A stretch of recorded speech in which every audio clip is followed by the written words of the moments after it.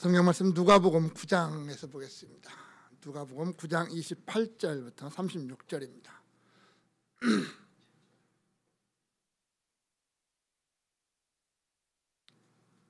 누가복음 9장 28절부터 36절 말씀을 같이 한 목소리로 읽겠습니다. 이 말씀을 하신 후 8일쯤 뒤어 예수께서 베드로와 요한과 야고보를 데리고 기도하러 산에 올라가사 기도하실 때에 용모가 변화되고 그 옷이 휘어져 광채가 나더라. 문득 두 사람이 예수와 함께 말하니 이는 모세와 엘리야라. 영광 중에 나타나서 장차 예수께서 예루살렘에서 별세하실 것을 말할세 베드로와 및 함께 있는 자들이 깊이 졸다가 온전히 깨어나 예수의 영광과 및 함께 선 두 사람을 보더니 두 사람이 떠날 때 베드로가 예수께 여짜오되 주여 우리가 여기 있는 것이 좋사오니 우리가 초막 셋을 짓되 하나는 주를 위하여 하나는 모세를 위하여 하나는 엘리야를 위하여 하사이다 하되 자기가 하는 말을 자기도 알지 못하더라. 이 말할 즈음에 구름이 와서 그들을 덮는지라. 구름 속으로 들어갈 때 그들이 무서워하더니 구름 속에서 소리가 나서 이르되 이는 나의 아들 곧 택함을 받은 자니 너희는 그의 말을 들으라 하고 소리가 그침에 오직 예수만 보이더라. 제자들이 잠잠하여 그 본 것을 무엇이든지 그때에는 아무에게도 이르지 아니하니라. 아멘. 2024년도라고 하는 한 해가 마무리를 지어가고 있습니다. 올 한 해 우리 광성교회는 우리의 시선 오직 예수라고 하는 표어를 가지고 달려왔습니다. 작년 송구현 예배 드릴 때 히브리서 12장 2절을 가지고 왜 우리가 예수만 바라봐야 되느냐라는 말씀을 우리가 전했습니다. 예수만이 우리의 믿음의 창시자고 예수만이 우리의 믿음의 완성자시다라고 했습니다. 그분만이 예수만이 우리의 구원자요 늘 우리와 함께 하시고 또 우리를 통하여 일하시는 분이기 때문에 우리가 그분만 바라봐야 된다라고 했습니다. 우리가 예수만 바라볼 때 우리의 믿음을 지킬 수 있게 되고 우리가 예수를 바라볼 때 우리가 예수 믿는 사람처럼 살아가게 된다라고 말씀을 드렸었습니다. 참 열심히 달려왔습니다. 2024년이라고 하는 한 해. 언제 1월달이었는데 벌써 12월달이라고 하는 시간이 지났습니다. 자, 과연 나는 올해 달려오는 동안 얼마나 예수님을 바라보고 살아왔는가? 내 시선이 예수님이 아닌 다른 것에 맞추어졌던 시간들은 또 얼마나 많았을까라고 하는 것입니다. 내 입으로는 내 말로는 예수님을 바라보고 예수 믿는 사람처럼 산다고 했지만 실제 우리 삶 속에서는 그러지 못하고 나 자신을 바라보고 세상을 바라보고 살았던 내 삶은 아닌가라는 것을 한번 돌아봅니다. 오늘 2024년도 마지막 주일을 우리가 맞이했습니다. 다시 한번 또 예수를 바라보자라는 주제를 또 생각을 하려고 합니다. 왜? 자꾸 잊어버리니까. 잊어버리면 잊어버릴 만큼 우리는 또 다시 말씀으로 돌아가서 말씀을 봐야 되고 들어야 되고 그 말씀을 속에서 하나님이 내게 우리 주님이 내게 오늘 이 시간 무엇을 요구하시는지를 다시 한번 되새겨 보고 반복해야 되기 때문입니다. 또 한편으로 왜 그럴까요? 왜 우리가 그토록 예수를 강조할까요? 말끝마다 예수 그리스도를 이야기하면서 왜 예수를 바라보고 예수만 믿어야 된다라고 그렇게 할까요? 그것은 예수만이 절대적이기 때문에 그렇습니다. 우리의 믿음, 나의 구원, 나의 사명, 나의 영원한 소망 그거에 대해서 유일한 절대자이시기 때문에 그렇다라는 거예요. 예수 그리스도가 없다면 내 믿음도 내 소망도 내 구원도 아무런 의미가 없다라는 거죠. 예수가 없는 믿음, 예수가 없는 구원, 예수가 없는 소망, 예수가 없는 내 삶 그게 무슨 의미가 있습니까? 결국 나의 존재도 예수, 나의 삶의 목적도 예수, 나의 삶의 방향도 예수라는 겁니다. 그래서 우리는 예수를 바라볼 수밖에 없고 예수를 의지할 수밖에 없는 겁니다. 예수가 나의 전부다라고 말하는 겁니다. 그런데 우리는 자꾸 다른 것을 봅니다. 예수가 아닌 다른 무언가를 붙잡으려고 몸부림을 칩니다. 예수가 아닌 다른 것에 소망을 두고 그것을 향해서 자꾸만 달려가려고 하는 우리의 발걸음들이 있습니다. 내게 아무런 유익도 소망도 주지 못하는 것, 허무함만, 절망만 안겨주는 그것 때문에 우리가 매일같이 몸부림치고 있지 않는가라고 하는 겁니다. 오늘 예수님이 제자들 베드로와 야고보와 요한을 데리고 산에 올라가십니다. 마태복음 17장에 보면 높은 산이라고 되어 있거든요. 그래서 과연 이 산이 뭐 어떤 산이냐라는 거 가지고 말이 많습니다. 뭐 대표적으로 얘기하는 게 뭐 헬몬산이다라고 말을 하는데, 왜냐하면 그것은 가이사랴 빌립보에서 그렇게 멀지 않기 때문에 그렇습니다. 사실은. 그러나 우리는 뭐 그 산이 어떤 산이냐는 거에 대해서는 뭐 얘기할 필요가 없습니다. 그 산이 헬몬산이든 어떤 산이든 뭐 감람산이든 그게 중요한 게 아니라 거기서 어떠한 일이 일어났고 거기서 어떠한 말씀이 우리에게 주어졌는가, 이게 우리에게는 중요하다라는 거죠. 그리고 우리가 왜 그토록 예수에게 집중을 해야 되는가라는 것을 본문이 분명하게 보여주고 있더라라고 하는 겁니다. 그래서 2024년을 마무리하는 오늘 올해의 주제를 다시 한번 돌아보면서 오직 예수뿐입니다. 오직 예수뿐입니다. 이게 우리의 자세해야 되고 우리의 믿음이어야 되고 우리의 날마다의 고백이어야 되고 우리의 날마다의 삶이어야 된다라고 하는 거죠. 왜 오직 예수냐? 그 예수님이 하나님이시기 때문에 그래요. 29절에 보면 기도하실 때 용모가 변화되고 그 의식 희어져 광채가 나더라 그랬습니다.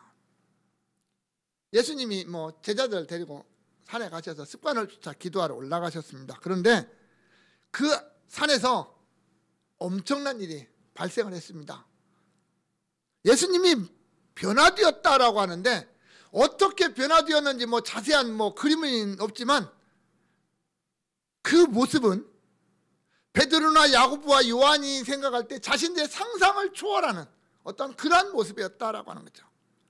본문에 두 가지를 말해요. 하나는 용모가 변화되었다라는 것이고 하나는 그 옷이 휘어져 광채가 났다, 이렇게 이야기를 합니다. 용모가 변화되었다라고 하는 것을 마태복음에서는 그 얼굴이 해같이 빛났다, 이렇게 말을 합니다. 예수님의 용모가 변화되었다는 것은 뭐 예수님의 형체가 바뀌었다는 게 아닙니다. 갑자기 몸집이 뭐 커졌다든지 뭐 예수님의 뭐 어떤 그 모습이 다른 사람처럼 변화됐다든지 이런 걸 말하는 것은 분명 아닙니다. 예수님의 몸에서 강력한 빛이 드러났다. 우리 보통 뭐 후광이 나타났다라고 말하잖아요. 어떤 사람들. 그런 정도를 뛰어넘는 이 빛이 예수님으로부터 발산되었다라고.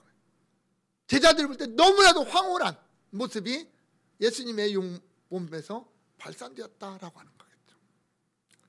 다른 하나는 옷이 휘어져 광채가 났다. 마가복음은 뭐라고 하냐면 그 옷이 광채가 나면 세상에서 빨래하는 자가 그렇게 희게 할 수 없을 만큼 매우 휘어졌더라, 이렇게 말을 합니다. 이 광채가 났다라는 것은 여기 우리 군대 갔다 오신 분들은 전투화 닦았던 기억을 생각하시면 됩니다. 우리 전투화 닦을 때 어떻게 합니까?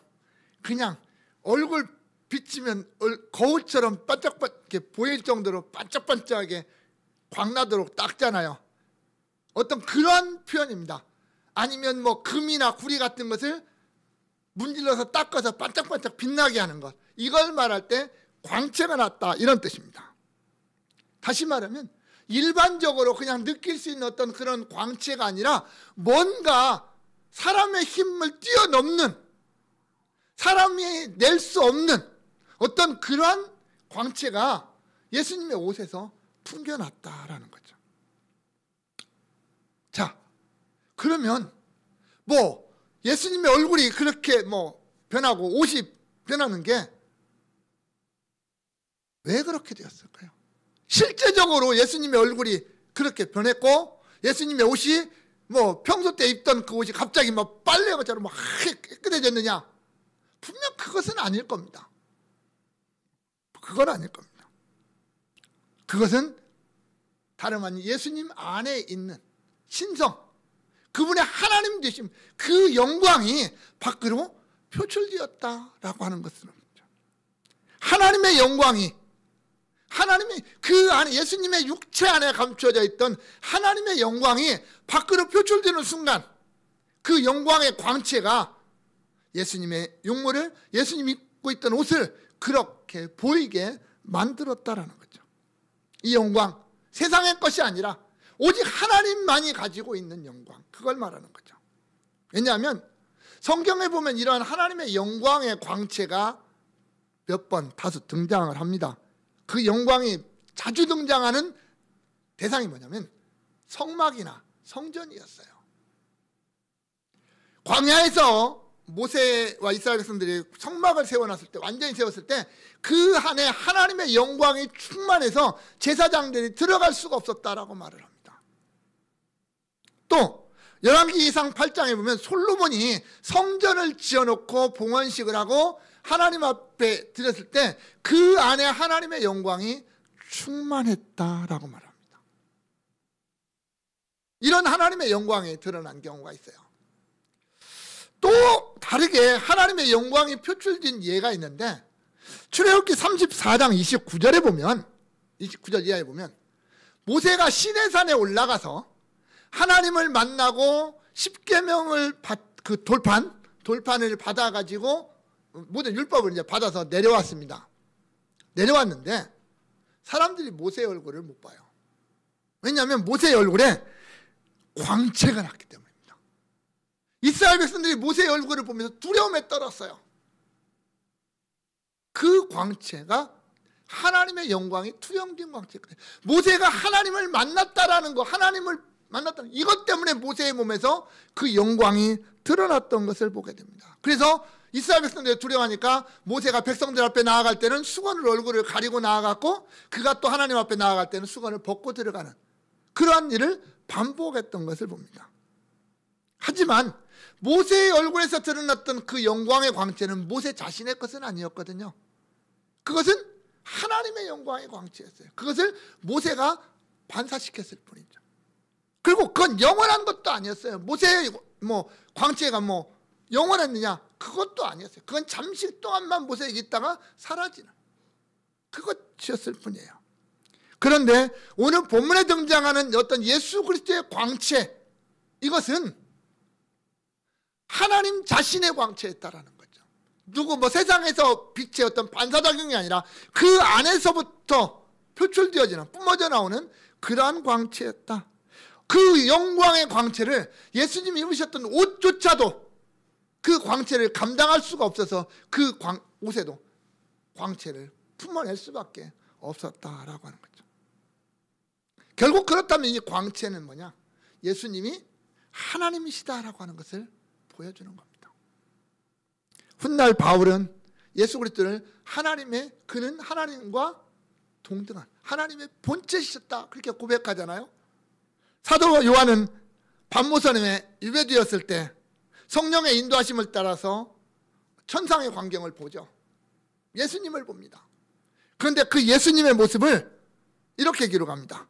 촛대 사이에 인자 같은 이가 발에 끌리는 옷을 입고 가슴에 금띠를 띠고 그의 머리와 털의 희기가 흰 양털 같고 눈 같으며 그의 눈은 불꽃 같고 그의 발은 풀무불에 단련한 빛난 주석 같고 그의 음성은 많은 물소리와 같으며 그의 오른손에 7별이 있고 그의 입에서 좌우에 날선검이 나오고 그 얼굴은 해가 힘있게 비치는 것 같더라. 요한이 예수님의 모습을 보고 설명할 방법이 없습니다.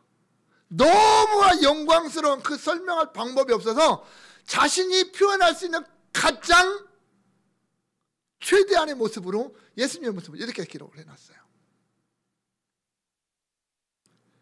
예수님이 단순히 인간이 아니라 하나님이시다라는 거였어요. 요한이 본 건 그거예요. 하나님의 영광이었다라고 하는 거죠. 미사에도 하나님의 영광을 봤잖아요. 그런 거였어요. 인간의 말로 설명할 수 없는 그 신적인 모습을 그렇게 기록할 수밖에 없었던 거죠. 결국 오늘 이 산에서 변화된 예수님의 모습을 다른 말씀들과 종합해서 정리하면 그거예요. 비록 그 예수 그리스도가 하늘의 영광의 보좌를 비워두고 잠시 이 세상에 사람의 모습으로 오셨고 사람처럼 사람의 모습으로 살고 계시지만 그분 안에 하나님의 영광으로 충만한, 신성으로 충만한 하나님 자신이었다라고 하는 겁니다. 온 우주 만물을 창조하고 통치하시는 하나님, 그분이었다는 거예요. 그래서 그분의 그 영광의 광채는 그분의 실존이 누구냐, 그분의 실존, 그분이 어떤 분인가라는 것을 우리에게 보여주면서 그분이 곧 하나님이시다, 그렇게 고백하는 거죠. 그분이 하나님과 함께 하셨던 분이고 또 세상에 오셨던 분이고 장차 다시 오실 분이고 그 영광의 모습이 장차 다시 오실 그 모습이요, 우리와 함께 영원히 천국에서 사실 그 예수 그리스도의 모습이 그 영광의 광채의 모습이었지 않는가라고 하는 거죠. 그래서 예수님만이 하나님이시다라고 하는 걸 보여주는 거죠. 두 번째는 예수님만이 구속자라고 하는 것을 보여줍니다. 30절과 31절에 문득 두 사람이 예수와 함께 말하니 이는 모세와 엘리야라, 영광 중에 나타나서 장차 예수께서 예루살렘에서 별세하실 것을 말했다, 이렇게 말합니다. 제자들이 예수님의 어떤 그 영광의 모습에 압도되어 가지고 꼼짝 못하고 있습니다. 그때 갑자기 두 사람이 나타났어요. 그런데요, 어떻게 알았을까요? 그 사람이 모세와 엘리야라고 하는 것을 제자들이 어떻게 알았을까요? 훗날 지나서 알았는지 아니면 대화하는 과정 속에 알았겠죠. 예수님과 대화하는 과정 속에서 모세와 엘리야가 나타났습니다. 우리가 잘 아는 대로 이 모세라는 사람과 엘리야라고 하는 사람은 참 특별한 사람입니다. 구약의 모든 율법과 선지자를 대표하는 사람이기 때문에 그래요. 모세는 율법의 대표자요, 엘리야는 선지자의 대표자, 보통 이렇게 말을 합니다. 그런데 이들이 예수님과 좀 공통점도 있어요. 모세는 죽었습니다. 드보산에 올라가서 죽었어요. 그런데요, 오늘날도 유대인들은 모세가 죽지 않았다라고 생각을 합니다. 무덤이 없잖아요. 모세 무덤도 아는 자가 없다라고 성경에 기록할 만큼 모세 무덤도 없어요. 유대인들은요, 모세는 죽지 않고 하늘에 올라갔다라고 믿고 있습니다. 지금도. 또한 우리가 잘 아는 엘리야, 죽음을 보지 않고 하늘로 올라간 선지자, 이렇게 말합니다. 그래서 장차 다시 올 메시아가 다시 올 것이다, 그렇게 기다리고 있는 사람이 이 엘리야이기도 합니다. 결국 이 두 사람은요, 하나님의 영광을 목격한 사람들입니다. 하나님의 영광을 목격한 사람들이에요. 모세는 시내산에서, 엘리야는 하나님의 산 호렙에서, 동굴에서 하나님의 영광을 목격했던 사람들이 이 선지자이기도, 모세와 엘리야이기도 합니다. 또 이들이 공통점은 장차 오실 메시아를 예언했다라고 하는 것이죠. 신명기서에서 모세도 나와 같은 선지자 하나를 세울 것이다 라고 하는 그 장차 오실 메시아를 예언하게 되었고요. 또 말라기서에 보면 엘리야는 장차 오실 메시아의 길을 준비하는 사람이다, 그렇게 이야기해서 복음서에서는 사도 요한을 메시아의 길을 예비하러 온 엘리야에 그렇게 묘사하기도 했습니다. 이런 두 사람이 이 산에서 예수님과 함께 지금 대화하고 있다라고 하는 것은 여러 가지 의미가 있을 겁니다. 가장 중요한, 모세가 율법을 대표하는 인물이요, 엘리야가 선지자를 대표하는 인물인데 이들이 나타나서 예수님과 함께 지금 대화하고 있다라고 하는 것은 구약의 모든 말씀들이 예수님과 지금 함께 대화하고 있다, 우리는 그렇게 생각할 겁니다. 구약의 모든 것들이. 그래서 예수님도 그러잖아요. 내가 율법이나 선지자를 폐하러 온 줄로 생각하지 말라. 율법, 모세나 엘리야, 선지자를 폐하러 온 게 아니라 내가 완전하게 하려 왔다라고 하는 거죠. 나는 구약과 완전히 단절되어서 새로운 어떤 시작이 아니라 구약에서부터 예언되어진 그 모든 말씀들을 성취하고 완성하기 위해서 오신 분이다라고 하는 것을 예수님이 친히 말씀하셨잖아요. 그래서 성경은, 복음은 성경 안에서 결코 모순되는 것이 없는 완전한 일치를 보여주는 말씀이다라고 하는 것을 우리에게 보여주죠. 우리가 오늘 본문에서 집중해야 될 것은 모세와 엘리야가 나타났다, 이게 중요한 것보다도 그들이 무슨 이야기를 했는가라고 하는 것에 대해서 더 관심을 가져야 됩니다.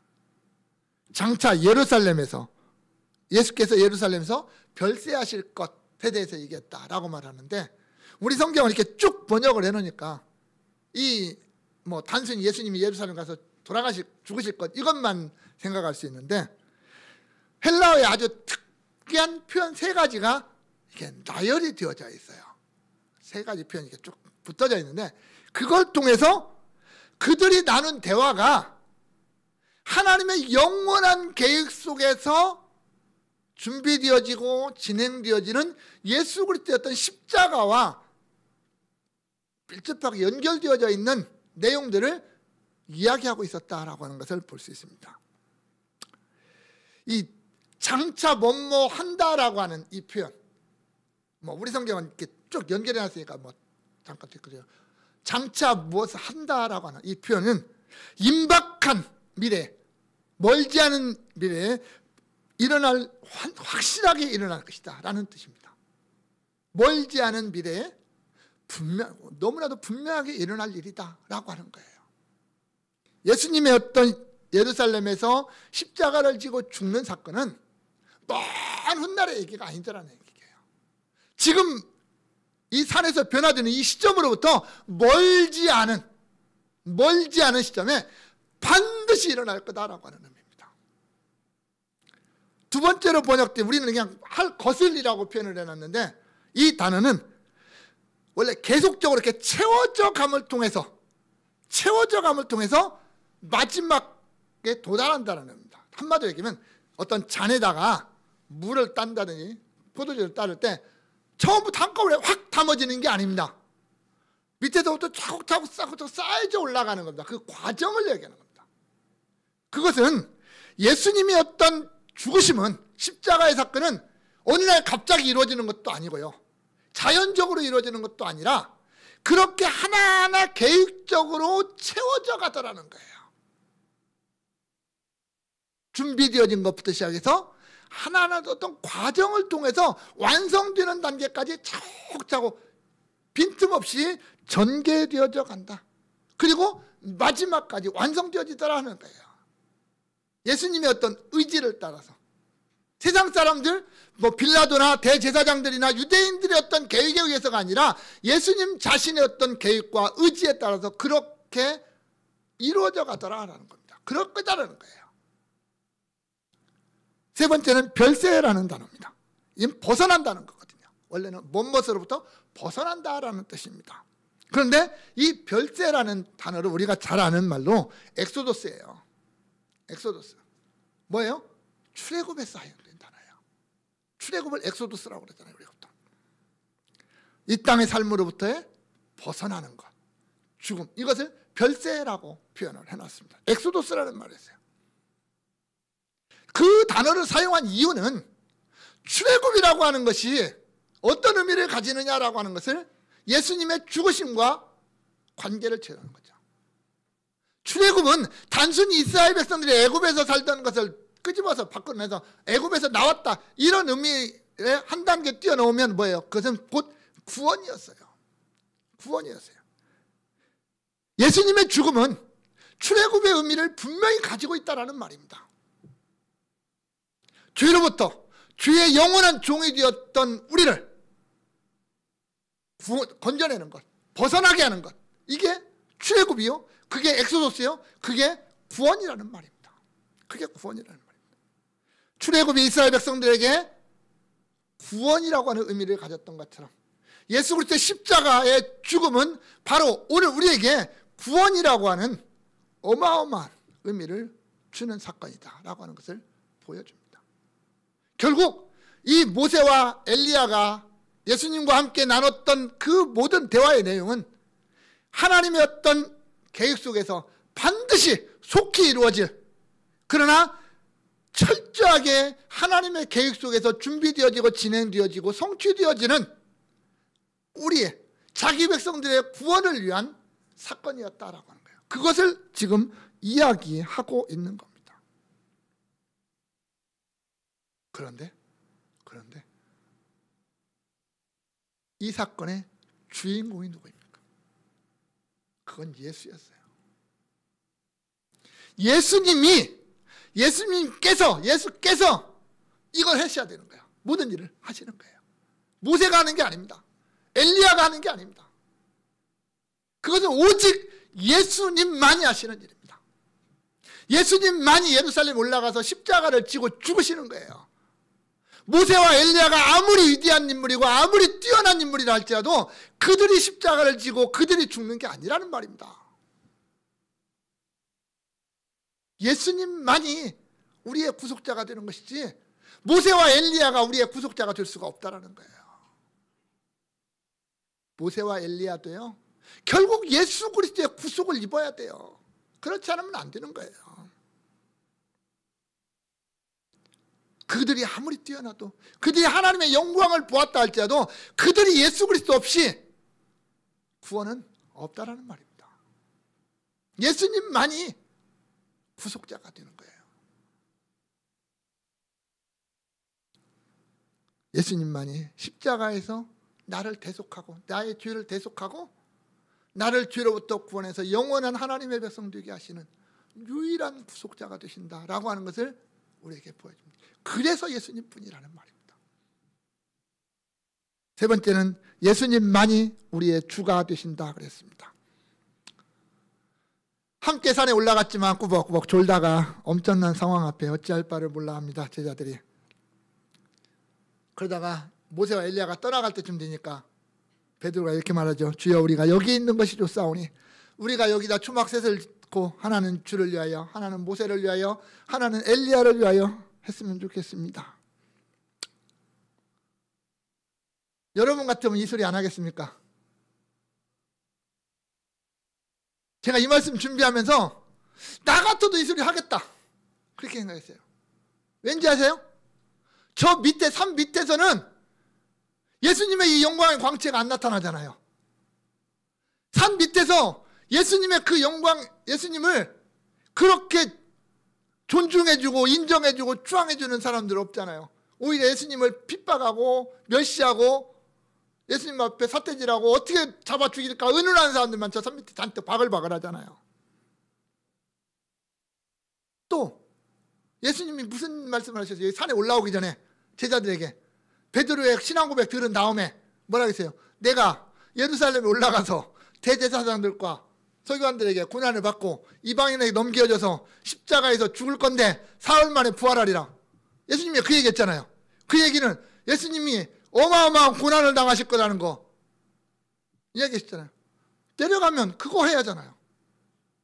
여기 있으면 그거 안 해도 되겠잖아요. 예수님은 죽겠다고 죽을 거라고 말씀하셨는데 지금의 모습은 너무 영광스러운 모습이잖아요. 너무 비교되잖아요. 여기 있으면 그 일 안 해도 되잖아요. 안 해도 되잖아요. 저 밑에 내려가지 말고 이 영광의 모습이 그냥 그대로 있었으면 얼마나 좋을까요?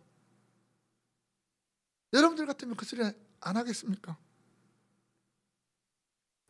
하지만 불과 얼마 예전에 신앙고백 이후에 들었던 거 말씀도 있고 또 이 산에서 모세와 엘리야가 예수님과 나눴던 대화의 말씀도 있는데도 불구하고 그 말씀의 의미를 아직도 모르고 있는 베드로와 제자들의 모습이죠. 주는 그리스도시요 살아계신 하나님의 아들입니다라고 고백하면서도 예수님이 내가 십자가의 길을 가야 된다고 할 때 그 발목을 붙잡고 그리 마옵소서라고 말렸던 베드로. 그러다가 사단아 내 뒤로 물러가라라고 하는 예수님의 책망을 들었죠. 영적인 무지는요 어쩔 수 없습니다. 하나님의 복음을 바로 이해하지 못하면 그렇게 할 수밖에 없는 거예요. 그렇게 할 수밖에 없는 거예요. 베드로만 그랬을까요? 야고보, 요한 난 똑같다고 봅니다. 뭐 그들이라고 별 다를 게 있었겠습니까? 똑같은 생각을 했겠죠. 그들에게 갑자기 구름이 덮이고 하늘에서 음성이 들립니다. 이는 나의 사랑 아들 곧 택함을 받은 자니 너희는 그의 말을 들으라. 그의 말을 들으라. 여러분, 모세의 말, 엘리야의 말 중요합니다. 무시할 수 없습니다. 모세가 전한 율법, 엘리야를 중심으로 한 모든 선지자들이 전한 말, 다 그것을 우리는 가리켜서 하나님의 말씀이다 라고 말을 합니다. 너무나도 중요합니다. 그런데 오늘 성경은 뭐라고 하냐면 너희는 그의 말, 예수 그리스도의 말을 들으라 이렇게 말을 합니다. 우리가 모세의 말도 들어야 되고 엘리야의 말도 들어야 되지만 우리가 더 집중하고 집중해야 되는 것은 예수 그리스도라는 말입니다. 예수에게 집중해라. 예수에게 집중해라. 왜? 저들은 그림자요 예수는 실체이기 때문에 그래요. 저들은 예수를 향해서 말을 했고 예수님은 그들이 말한 모든 것의 완성자였기 때문에 예수에게 집중하라고 말하는 겁니다. 또한 그의 말이라고 표현하는데 이것은 단순히 예수님의 입에서 나오는 말씀 그것만을 들으라는 것이 아니라 그분의 일거수일투족까지 다 들으라는 거예요. 그분의 삶의 모습, 방향, 사명 모든 것을 다 들으라는 말입니다. 예수님의 전체를 들으라는 거예요. 그분의 성품을 닮아가야 되고 그분의 말씀을 들어서 순종해야 되고 심지어 십자가를 지고 그분의 뒤를 따라가는 것까지가 그분의 말을 듣는 거다라는 말입니다. 그래서 그의 말을 들으라 하는 거예요. 그리고 소리가 딱 그쳤더니 누구만 남았어요? 예수만 남았습니다. 예수만 남았습니다. 제자들이 정신 차리고 보니까 예수만 남아있어요. 근데 그 예수의 모습은 어떤 모습이에요? 산에 올라올 때의 모습이에요. 그 영광의 광채의 모습이 아니라 산에서 자신들과 함께 걸어 올라오시던 그 예수님의 모습이 눈앞에 보였습니다. 모세도 사라졌습니다. 엘리야도 사라졌습니다. 모세와 엘리야의 사명이 여기까지였던 거죠. 끝난 거예요. 이제 사명이 끝났으면 사라져야 되는 거예요. 그걸 가장 분명하게 알았던 한 사람이 누굽니까? 세례 요한 아닙니까? 그는 흥하여야 하겠고 나는 망하여야 하리라.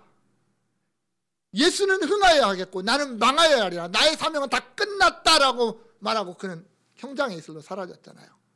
그래서 예수님이 뭐라고 그래요?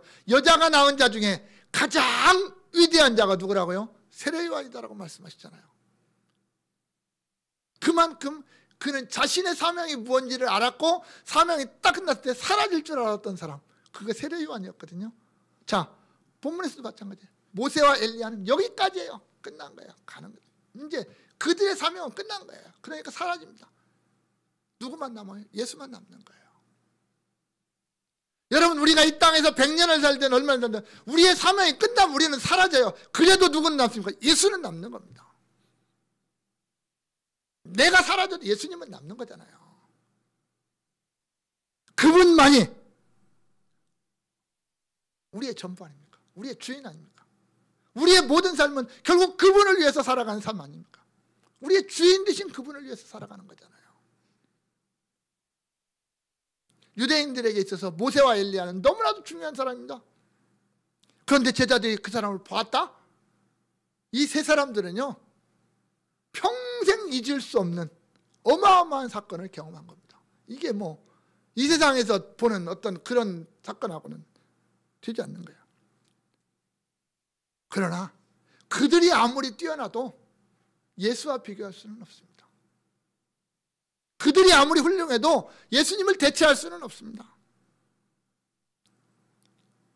우리의 참 목자, 우리의 참 구원자는 오직 예수님뿐이라는 말입니다. 그 예수만이 우리의 영원한 주인입니다. 내 생명을 주관하는 주인이고요, 내 삶의 모든 것을 책임지시는 주인입니다. 우리가 영원히 바라보아야 하고 영원히 따라가야 하는 나의 주인입니다. 그 예수 이외에 그 어느 누구도 우리의 주인이 될 수가 없습니다. 비록 그가 모세나 엘리야와 같은 자라 할지라도 우리의 주인은 될 수 없습니다.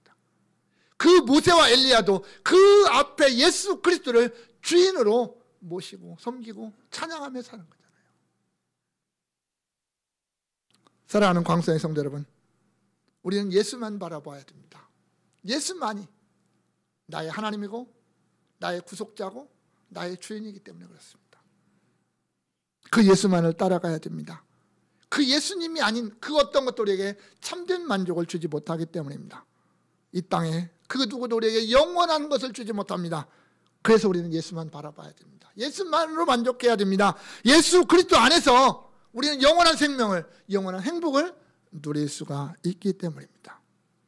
은하기는 우리 모든 성도들이 오직 예수만 바라보고 오직 예수만 외치고 오직 예수만 따라가는 그리스도인들 될 수 있기를 바랍니다. 그래서 정말 그리스도 안에서 우리는 영원한 생명, 영원한 기쁨, 영원한 행복이 풍성하기를 바랍니다.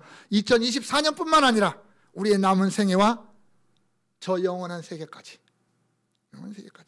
오직 예수만 바라보고 그 안에서 그리스도인들만이 누릴 수 있는 그 행복, 그것을 풍성하게 누리는 모든 성도들 될 수 있기를 우리의 영원한 하나님이시고 구속자이시고 주인이신 예수 그리스도의 이름으로 축원합니다. 기도하겠습니다. 하나님 감사합니다. 예수가 나의 전부임을 감사합니다. 오직 그 예수만 바라보게 하시고 그 예수 때문에 오늘을 살게 하시고 그 예수를 위하여 오늘을 살게 하심을 감사합니다. 나의 주인이신 그분 앞에 나의 모든 것 내려놓고 오직 그분만으로 만족하고 그분께만 나의 모든 것을 드리는 그러한 멋진 성도들 될 수 있도록, 그리고 우리 광성교회 될 수 있도록 하나님께서 은혜 위에 은혜를 더하여 주옵소서. 감사드리며 예수님의 이름으로 기도합니다. 아멘.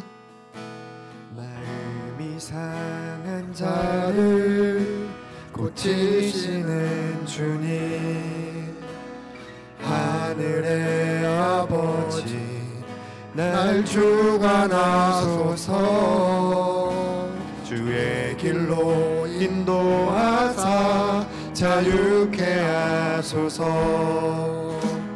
새 일을 행하사 풍케 하소서.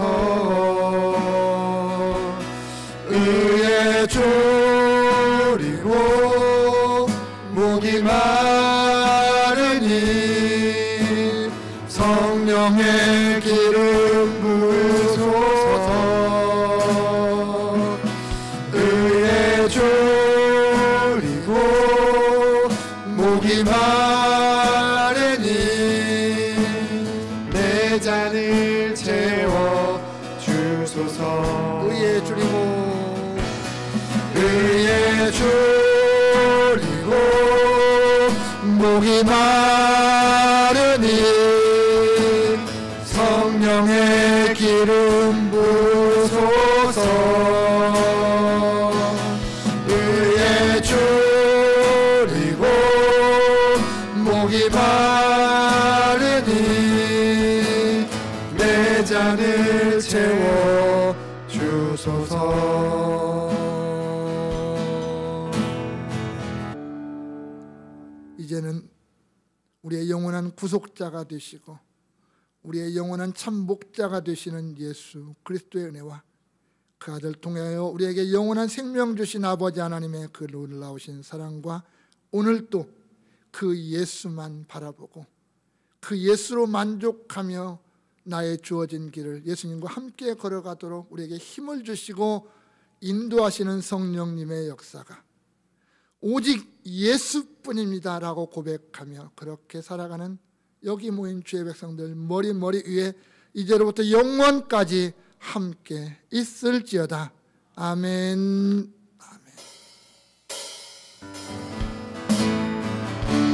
참된 평안과 위로 내게 주신 주 예수 오직 예수뿐이네